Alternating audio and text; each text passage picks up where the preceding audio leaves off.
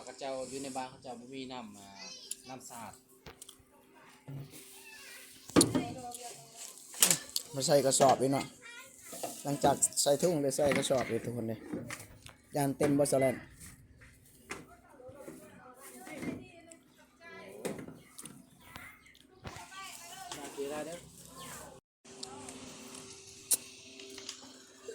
เอาสิไปแล้วบ่นี่โอ้ไหวในเนาะพาตัวทุกคนเลยไปทุกคนไปติดตามเบิ่ง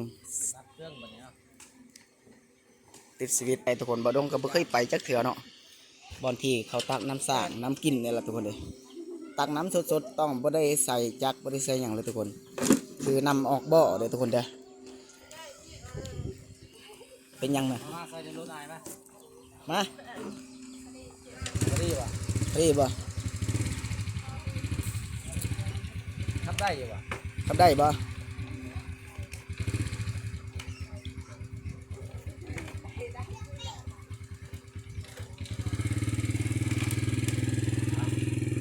ตรงนี้ได้จังไหนไปแล้วทุกคนไปครับจะนำทางพูดเลยทำไมไก่เนาะบ่บงเนาะตกไปเลยไปทุกคนทางนี้ครับตามผมน้องๆไปทุกคนเลย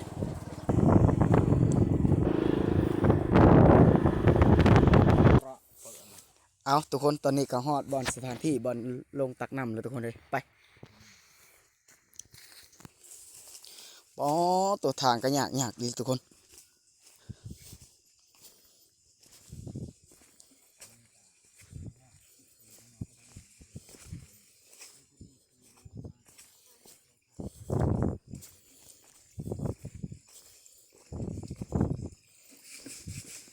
ป๊อตัวไก่เลยเนาะตัวสองสาวมาตักน้ำทุกคนดิบรรยากาศยามแหลงๆทุกคนมันหมู่บ้านใช้น้ำหมดเดียวนี่บ่โอ้เนาะก็คือนำออกบ่อเด้ทุกคนนี่ตักเลยกินเลยแซ่บอยู่บ่ตักเลยกินเลยกระบวยบ่มีเนาะ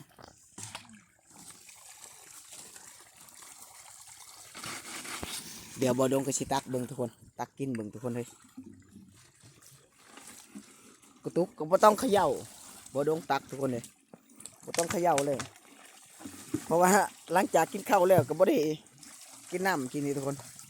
มีขึ้นชาวแลดพูดทากระตุกตกเลยชาวแลดเลยแม่น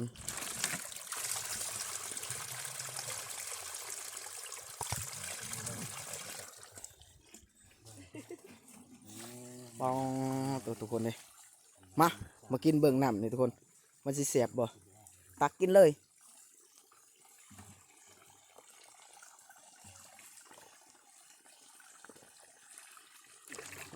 ฮะ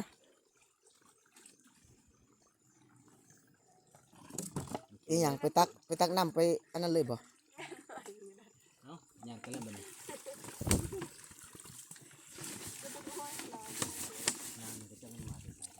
น้ำออกบ่อเนาะ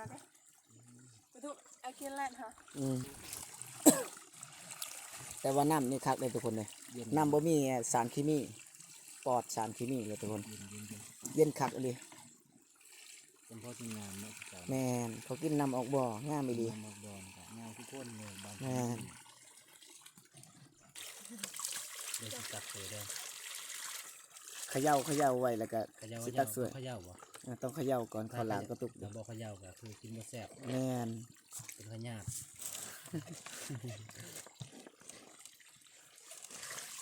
ตอนเช้าตอนแรงก็ต้องได้ตักตลอดเลยทุกคนเลยนี่แหละ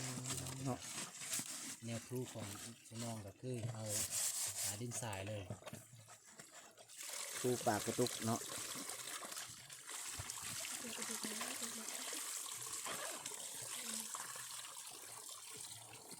เป็นตะมวนเนาะถ้าได้บ่มีรถก็ต้องได้ย่างเอาได้เนาะเอาย่างมาแล้วย่างก็ไก่เติบเลย บางคนก็หาบางคนก็อ่องสแลดก็สิอ่องบ่ตัวนั้นสแลด แบกเอา แบกเอา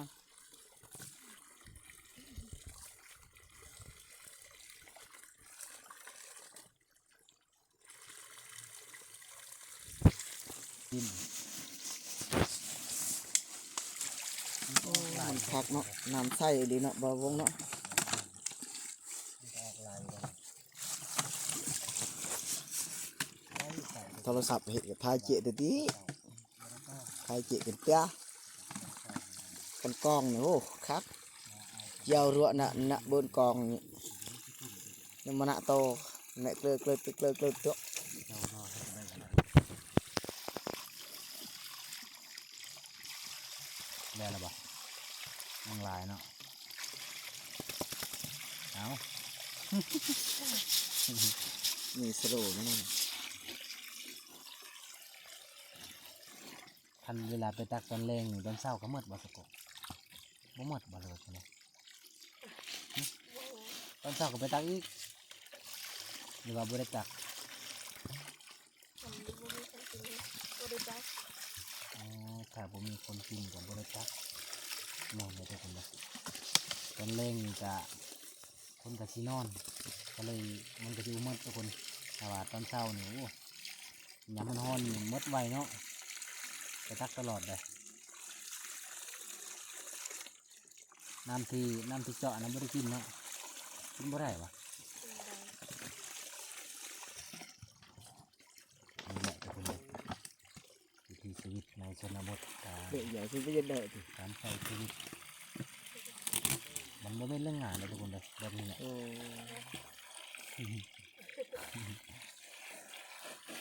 เป็นสาวเขียดชนบทนี่โอ้ยต้องขยันเลยถ้าบ่ได้ขยันก็คืออีพอยเนี่ยจะหายเด้อ แม่นนะบ่าวงเนาะ แม่นถ้าผู้ใดตื่นซวยเนี่ยโอ้ เป็นสมาโป๊กโลด เนี่ยสิเว้าเลยได้อลุกเลยแหละนี่เป็นหางนี่เนาะ โอ้เดินหานี่เนาะ ยามนาปวดเ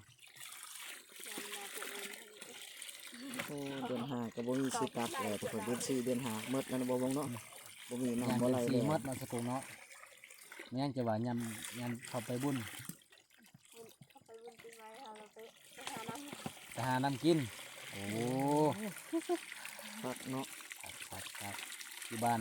อยู่บ้านบวงคือกันบ่มีน้ำกินมีคือกันแต่มันบ่ค่อยได้หลาย บ้านบ่ดงบ่แม่นบ่ดงสิว่าได้บ่าวงยามใดก็บ่ได้เอ็ดน้ำ อ่า หลาย หลา เพ ย ราะว่ามันมี2บ่อนเด้อสตักเด้อ บ้านนั้นบ่อนนั้นเนี่ยเบิด บ่อนนา บ่แห้ ที่ งบ่ บ่แห้งเพราะว่าน้ำออกบ่อเด้ อืมน้ำมันหลายเนาะ แม่น อันนี้นะก็คือแต่ว่าสาเหตุมันน้ำมันจึงแห้งบ่มีอยู่เทิงเขาจะทางให้หมดทุกคนเลย แม่น อยู่เทิง เหลือแต่บ่อนเดียวนี่เนาะ เลือด เหลือ เลื แต่ อด กอเดียวนี่แหละ พอเดียวเป็นที่ เหลือแต่คุมไม้กอเดียวนี่คือไม้ไล่เด้อทุกคนเลย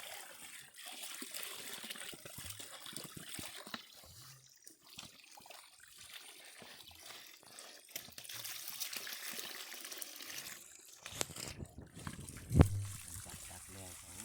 ต้องไปถ้าผมมีรถมันต้องไปอ้อมอยู่แบบทุกคนเลย ย่างก็ลำบากเนาะทางขึ้นก็ขึ้นเขาไว้ดี ที่จะหาบได้ป่ะ ทำได้ปะ ที่วันนี้ที่วันนี้ตรงที่ขนาดประดงเจอะป่ะอีกแล้วมันเรื่องงานเลยนะมันก็รีบปลายด้วยนี่ ติดปลายแล้ว รีบห้า แม่น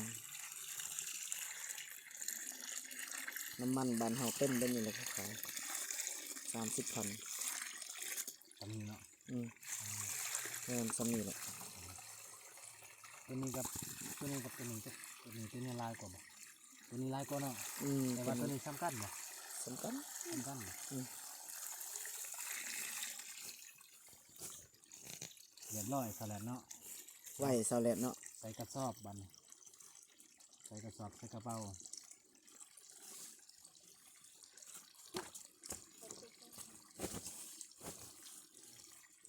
คนนี้สิอ่องเอาบ่เพิ่นน่ะ พูดบ่ อ้องว่าวะ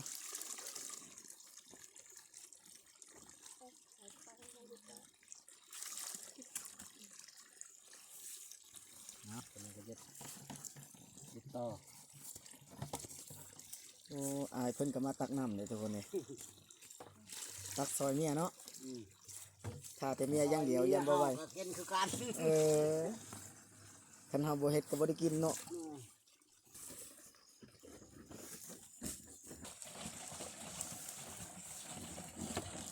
ซื้อได้ซื้อได้ นี่แล้วบ่โอ้ผู้หนึงใส่กระสอบสิย่อได้บ่ย่อบ่ได้ก็สิซอยห้ามซอยจังนั้นนี่บ่โดนปะโท ยังอีกนะ ยังอีกสแลดลูกสแลดอ๋อตัวทุกคนเลย ทำได้ป่ะ อองได้บ่คันบ่ได้ก็สิซอยเด้อบ่ลืมว่าบ่ให้อ้ายซอยบ่ธรรมดาเนาะ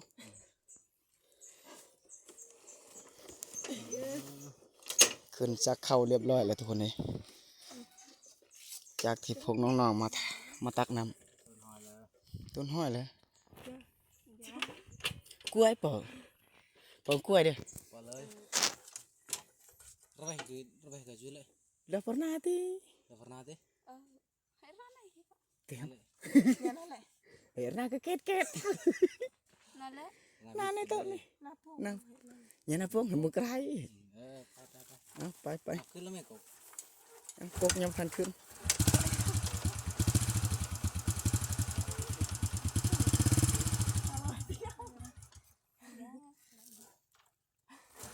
ก็จะได้กินน้ำทุกคน ก็แห้งเนาะบ่เบิ่งเนาะ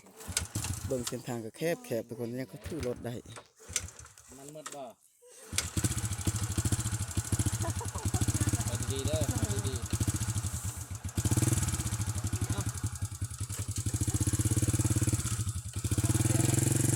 ใส่ ๆ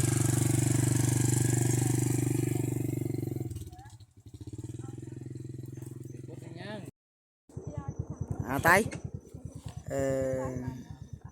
โอ้ทุกคนเลยต้องพัก